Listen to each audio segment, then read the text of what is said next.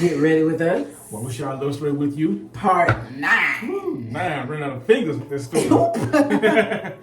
So, Jonathan lost his job. Yes. And, after I got my mind together and we did all the applications and we put in applications for him to find another one, he landed a job at Costco. Yes. And that was when God just immediately started stepping in. He actually got hired. It's a temporary. To be temporary part-time. And I think you were there for one day when they saw how amazing he was and made him full-time the next day. I was like, wow. So it was not making as much as he was making before he lost his job. It was keeping that boat floating. But it was a blessing. Yes, it was. Costco they're not shabby with how they pay. And we were grateful for the opportunity to bring in some kind of money until he was able to get, a job making what he was making before. It was a bigger opportunity. Yep. And then he got his first paycheck that we thought was going to be very short because he only had a week worth of pay. And we thought he used up all his vacation time, but I guess God had other plans. Yes. And his last paycheck from his old job ended up being actually $400 more than what we needed to pay bills. And we thought it wouldn't even be half of what we needed to pay bills. So God just kept showing us signs that he didn't leave us. God kept showing us signs that this was definitely his provision. Amen. This wasn't a setback. He wasn't. And I was wedding planning at the time and getting my feet wet. And, we decided to start planning a trip to Disney. But before we decided to do that, he didn't have 401k. Well, at least he didn't think he had 401k. And I did. He did. We called. I said, let's just call and see what they say. Ended up having like $7,000 in 401k. Yeah. So we pulled that out. He was saving money in his car that I did not know he was saving. Had thousands of dollars saved up in his car. And so we were able to also be okay with that. And then 2 months after he lost his job, while he was still working at Costco, he gained a job doing the same thing he was doing before, making a little bit more money. Yes, at Sears. Yeah, now just keep this in mind. Like Sears was a company going on a decline. Yes. It's going on a decline. So, and God blessed me with making more money at a company on a decline versus a company I did work for that was on an uprising, but they was paying me less. So I was like, man, God, you work in so much mysterious ways, and you find ways to bless us, bless our family, bless our union with things that you would never think that would happen. Because during that time, I thought about working at, and then working at Sears, I think that I would be able to get what I got out of Sears. And it was a great experience working at Sears. I spent a lot of time working at Sears, and the funny part about that, I was there for 1 month. After 1 month of being at Sears, they decided to restructure the company in the position that I had. They had to eliminate my position because of seniority. Somebody before me was there for like 20-something years, and I was there just for a whole month. So they put me in the office and said, "Gotta let you go. You lost your job again. Lost my job again." So I told the manager, I said, "Hey, before I leave, I know I had a short period of time with the teammates that I work with. I need to say goodbye to them, let them know how wonderful experience that I did have with them." So I was grateful for having this experience. And I didn't leave out frustrated, didn't leave out mad. Left off within like 3 or 4 days later. Another store manager from another location. It wasn't even 3 or 4 days later. I think it was that next day or later that day that they called you and was saying how they loved how you walked out. They loved you how walked I walked out with so much grace, and you were such a great worker that they just couldn't leave you without a job. And so they made some phone calls, and there was a position at another Sears, same side of town, just different direction, and they got you on at that store within like a couple of days. Yeah, they got me on like a couple of days. They worked hard to get me onto the store. I was back on again, family. Back on again. Back striving, having a good work experience, working with good people. It was a blessing. It was a blessing in it all. Right? Yeah. And then let's just fast forward and move on. Everything's going good. And then right at Disney. Right at the beginning of the year, I received a phone call from Dick's Sporting Goods. And it was like, "Hey, John, we saw your profile. We think you make a good fit. Let's do an interview." So I interviewed 1 time, interviewed 2 times. After that second interview, didn't hear from him again. So, we were playing that Disney World trip. Went to Disney World. I think I was our first day in Disney World. No, it was like our second or third day. We were at Magic Kingdom. Yeah, so our second or third day in Disney World, I received a phone call from Big Sporting Goods, and they offered me the position while in vacation in the most magical place in the world. They offered me the position at Dick's Sporting Goods. And I landed 2 weddings the first day we got there. Yeah, so look at all these blessings that was pouring in. We was at a great place, a great atmosphere at that time. Also receiving in some great offers, some good news. I mean, God was just telling us, hey, I'm holding you, I'm protecting y'all, I'm keeping y'all inside this bubble. Y'all just lean on me, and we just lean on God and let God carry us through this. So, and it's so funny about it that when I looking at Lowe's, they was open on Easter, and the sporting goods was closed on Easter. So they said your first day is gonna be on Monday, and that Monday was my first day after Easter Sunday. So I started in as 2018, y'all, like April 2018, working at these sporting goods. I'm working, having a good path. Everybody loving me. My wife, her wedding plan business is thriving. So we be going through those emotions, having a good time. We are recovering back to where we left off at from when I worked at Lowe's, and everything is a whole lot better and bigger and better. And then I reached a stumbling block. September 2018. I was working, and my mom was trying to get in touch with me, and she calls Janice and let Janice know that my dad is in the hospital. Yeah, so this was late September. Yes. And my birthday had just passed, and I was going to lunch with a friend of mine for my birthday, and we had already heard that his dad had had a stroke, and his mom had to go and get him from work one night some months before, maybe a month or two before. They said he went to the doctor and everything was okay. Yes. And so here we are thinking that, okay, so he'll be fine. And I remember about a couple of weeks before his dad ended up in the hospital, we went to his parents' house. We left his parents, and Jonathan said as soon as he got in the car, something's not right with my dad. He just looks like he's struggling to use one side.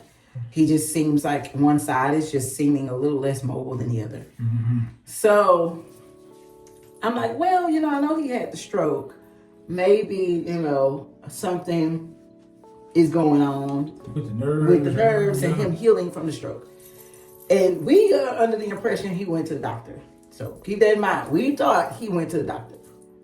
Well, I'm at church because I took the girls to church every Sunday, whether Jonathan could or not. And I get this text message from my mother-in-law, who was supposed to watch the kids for me after church so I can go to lunch with my friend. And she says, hey, baby, I'm taking your daddy to the hospital. I'm taking dad to the hospital. He's not feeling well, complaining of a headache. I'll keep you updated. And so that's when I realized, okay, so let me cancel with my friend. And so when church ended, I called Jonathan. And I was like, hey, did you get this message from your mom? And he was like, no, I saw she tried to call me, but I didn't see it. I said, your dad is in the hospital. And he said, really? I said, yes, he's in the hospital. He said, okay, let me try to get off and I'll meet you in the house. We'll go up there. So he did. He got off, he met me at the house, and we went to the hospital. Yep. With London and Autumn. Yes. And he was awake. He was alert. Yes, alert, talking, responsive, everything. Just somebody that just, like the guys hurt themselves for a second, but, everything's functioning, everything. Stable condition, all that good stuff. Yeah. Stable condition, everything. Then he gave London a kiss. He gave Autumn a kiss, and, everything was fine. Everything's fine. My mom stayed with him. Stayed for a minute, but we had the kids, so we didn't stay long. Yep. His mama was fine. Everything was good, so we went home. She said, go on, baby. He'll be fine, So, I took my mom's word for it. My dad's going to be okay. I don't think at the time we knew he had a stroke. We didn't know that yet. No, yeah, we knew that he had We knew that he had a stroke. Yeah, and that's how so the headache was coming from a stroke. Yeah. He had the like you can see it on the scan, the little dark spots on the scans where he had the stroke. He had, I think, one at the time. Mm-hmm. Then they tried to come up with a plan.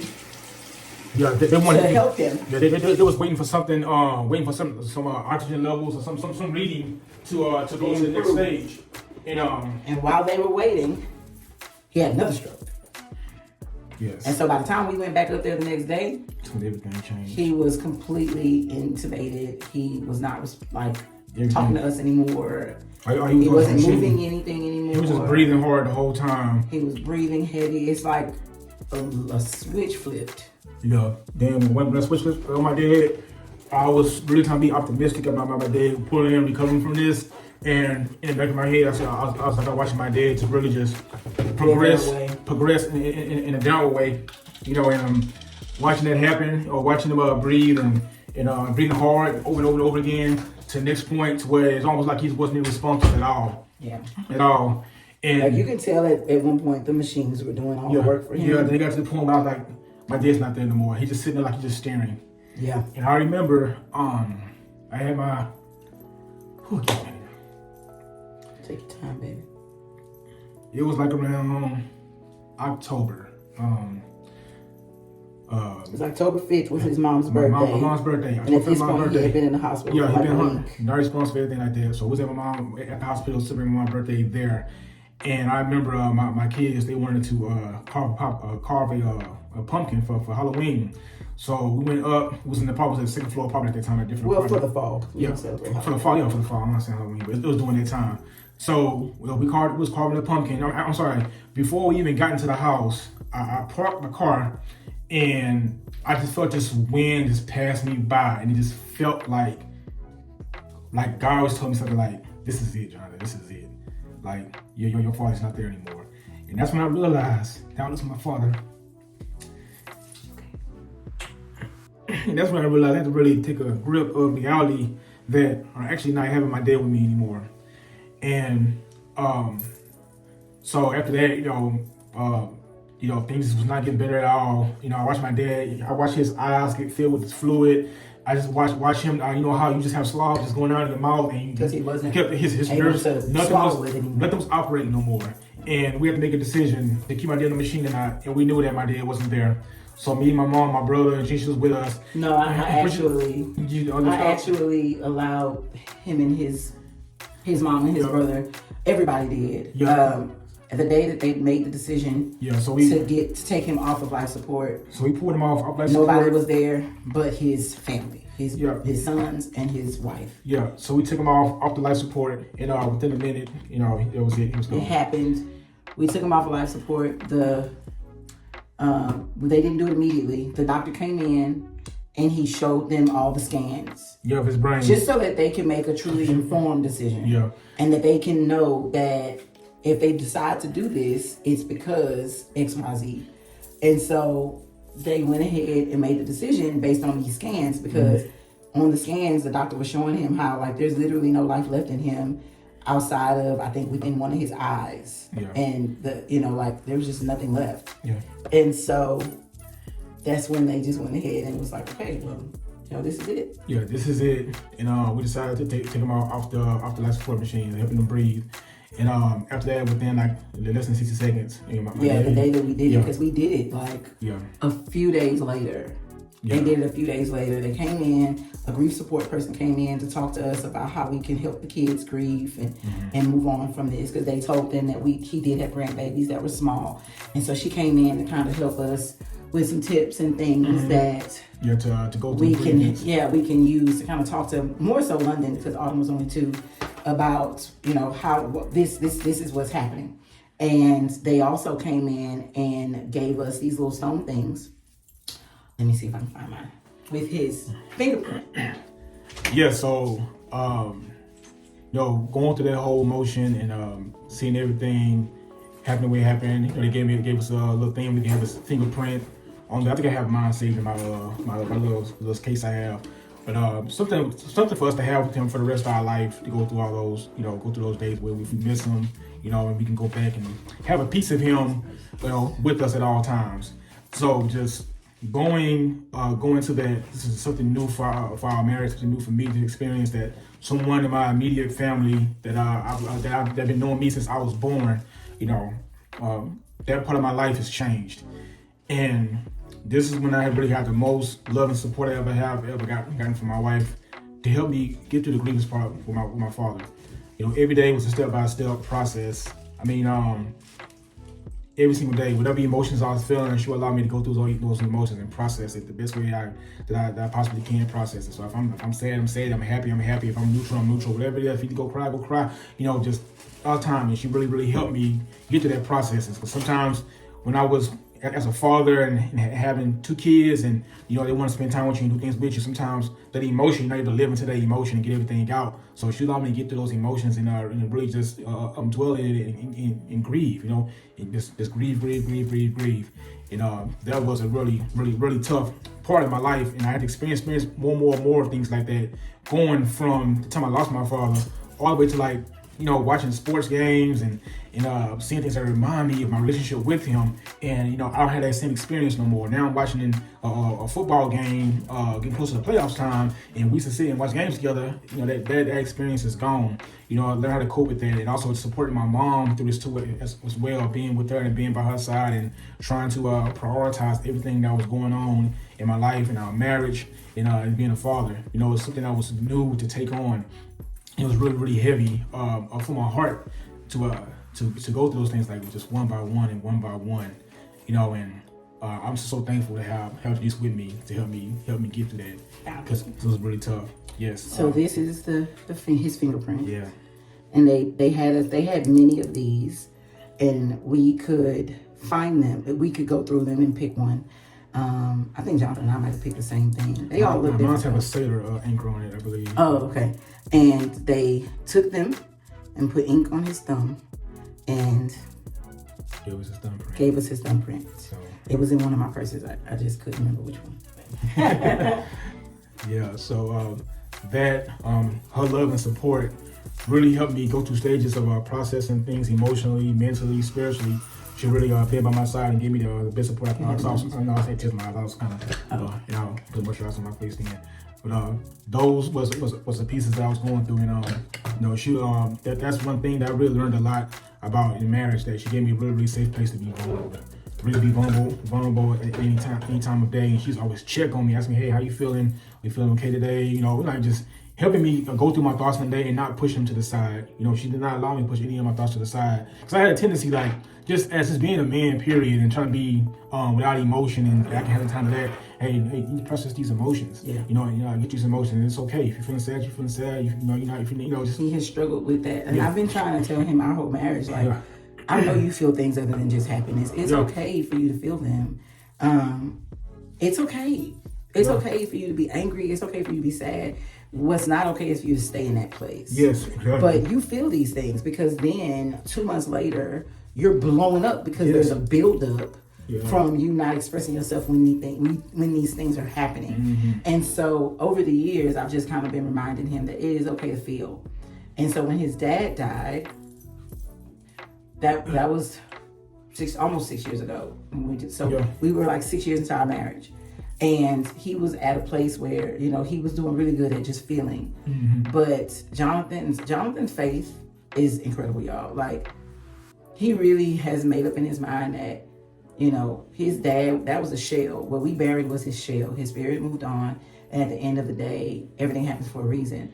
But I'm like, okay, that's your spiritual talking. But what about your human? What about your human self? Your spiritual self, that's great. But what about your human self?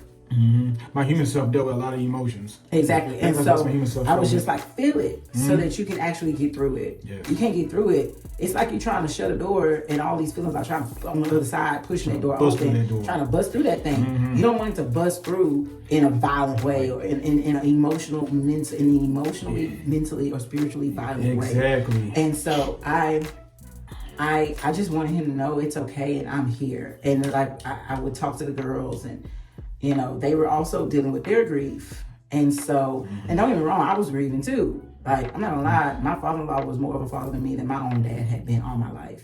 Just in the 9 years that I had known him. I mean, that man loved me like I was his daughter. And so, it hurt me to lose him as well. But I couldn't let that hurt be more prominent than his hurt. And so, I gave him a space to feel. And when I needed to feel, I felt, on my own. But the beauty in who Jonathan is he never let me feel on my own. He also gave me a space to feel. He respected my relationship with his dad as well. And so we would cry together sometimes, when it just was overwhelming for both of us, we would cry together and hold each other. And but I really made it my duty to make sure that I put his feelings first. Yeah. And I mean, it was the most trying time of our marriage. Yes. I've never been that close to someone who lost someone that close to them, outside of my mom when we lost my grandmother. Yeah. When we lost my great-grandmother was like a mother to my mom, because my grandmother had my mom at like 15. Yeah. And so my great-grandmother and great-grandfather kind of raised my mom for most of her childhood, if not at least half of her childhood. And so they were mama and daddy to her. We lived with them twice during my parents' back and forth marriage. They took care of us even when we weren't living with them, for my mom when my dad wasn't doing right. And they were really there for her like a mother and a father would be. And so when she lost them, especially my grandmother, it was so freaking hard for her. Yes. But that was a little different, I feel. I mean, that was my family too. And so we were all grieving. But with this, I've never been this close to someone that lost someone that close to them that wasn't technically my blood family, that I don't have a super attachment to the way he does. And so I really had to pray for peace for him, and pray for strength for him, and pray for wisdom for myself. Yeah. Because I didn't know what to do. I didn't always know what to say, but I knew I needed to do it and say something. Yeah. Even if doing was not doing something. Even if what I needed to do was step away to give him space to do what he needs to do or feel what he needs to feel. I needed to do something. Just give me a hug. So a hug was sufficient enough. Or it was just a hug. Just a hug. Just a hug. Sometimes he would just look down. I would give him a hug and he'd just start crying. Yeah. And so I just needed wisdom. I prayed for wisdom for myself and strength and peace for him. And I mean, we got through it. It's been a long 6 years. Every day. It gets easier. His birthday is actually coming up next week on the 28th or the week after next. So so every day it's an experience in itself. And you know, in the past other episodes of our love story, we experienced a lot of grievance during that time. So you know, it tends to come back up because there's so much grievance around that you can't help but think about it. We're going to the same grave site, you know, and you can't help but it comes back alive in different forms. I think because it's your parent. I mean, it's hard to grieve any family member, but when it's your parent, it just hits different. Especially when you lose your parent at the prime of your life. Yes. When you're out here trying to have children and you want to experience that your same happiness. You want them to know your brain. So the thought that, like when we had Rain, okay, dang, like we're about to have a baby that will never meet your dad. That was the first labor and delivery experience that he wasn't there for. He literally was there for both my other labor and delivery experiences. All four of our parents were present when I had London and Autumn. And thank God we were in COVID when we were at the end of COVID when I had Rain. And so they still weren't allowing a bunch of people in the hospital with you. And so my mom came. They only allowed 2 people. And those 2 people that show up the first time, they're the only 2 that can show up moving forward until you check out of the space, the hospital. And so Jonathan, of course, was my one person, and my mom was my other person. She came after she got off from work. She stayed with us for a few hours, but when I went to sleep, she went ahead and went home. And then literally a couple hours later, I don't think she had just gotten home when Rain was born. So she just missed it. Well, she FaceTimed us to see it happening. But she was watching our kids for us and getting them back and forth to school for us. Yeah. So she had to go home so she can get them ready with my sister. But when we and then I also tested positive for COVID. So couldn't nobody be in there with us anyway. And so when it's definitely meant for us to be on us. It was meant for us to just be the 2 of us. Yeah. So it didn't feel as heavy.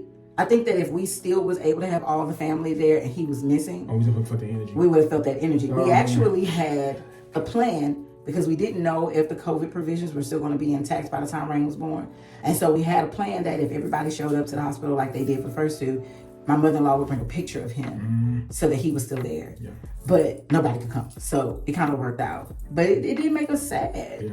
And we had a plan to give our son, if Rain was to be a boy, his middle name, which was Lynn, which we could have given it to Rain, but Jonathan didn't. It just didn't flow. He felt like it didn't flow. He didn't want to force it. We really wanted to name her Rain. And so it did Rain Lynn. It kind of felt like it was one name. And so we didn't do it, but if we had a son, that son would have had his middle name. For us,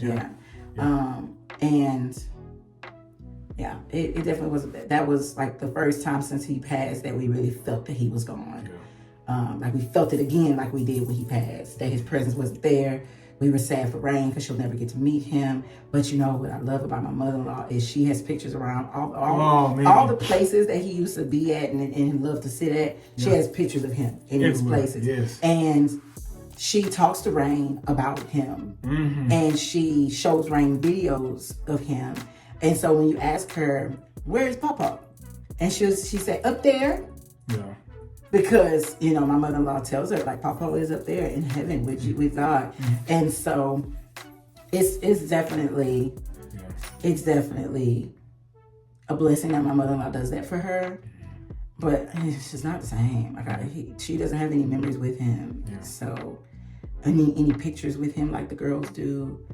So there's this painter, this company that makes pictures for people who have lost loved ones that didn't get a chance to take a picture with, you know, the new family members in the family. And like you can get a picture of the one baby. I think they paint it. I think it's called Paint My something.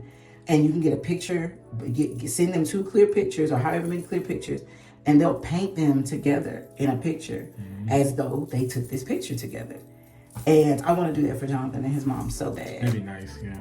We'll see how we get together. That'd be nice. Yeah, I want to do that for them so bad. Like, do a picture. With the new technology, how you can piece things together. And you probably listen to it surreal. You think, hey, and do a picture with all 3 of the girls now at their ages with his dad, as if he is here.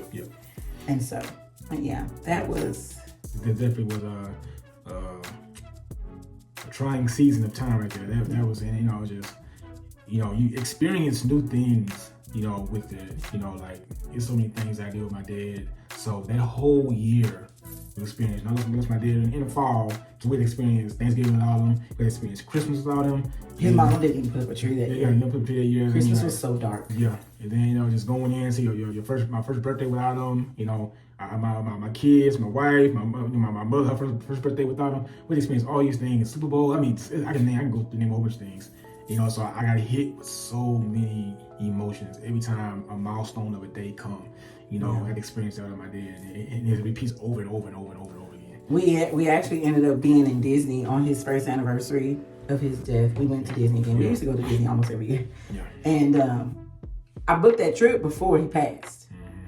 Well, I book our trips for a year. I book our trips as far in advance as I can, because we pay for it over time. And so I booked that trip before he passed. And I asked Jonathan, I was like, do you want me to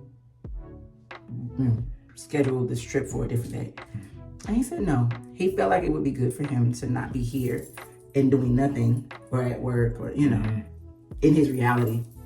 And it was. I think he had a moment when we woke up that morning.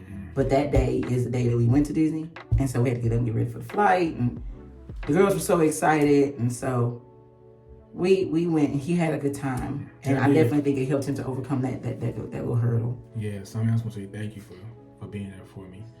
I mean, all forms. I mean, you allowed me to be able to just process everything where I need to process it, for me to get it where I need to get it, and be able to just to cope and grieve in the most healthiest, in the most wholesome way. So so thank you for letting me be in that moments and all the moments that I did feel. You're welcome. So it helped me out a whole lot. Just every time I meet new experiences, I know that my safe place is always here with me. I can take exactly what I'm feeling and be there for me. You're more than welcome. I pray that if that day is when that day is to come for me, that I have as much strength as you did. I always say, if something happened to my mama, just go ahead and leave that casket open, because I'm jumping in there with her. But I mean, the understanding that you were able to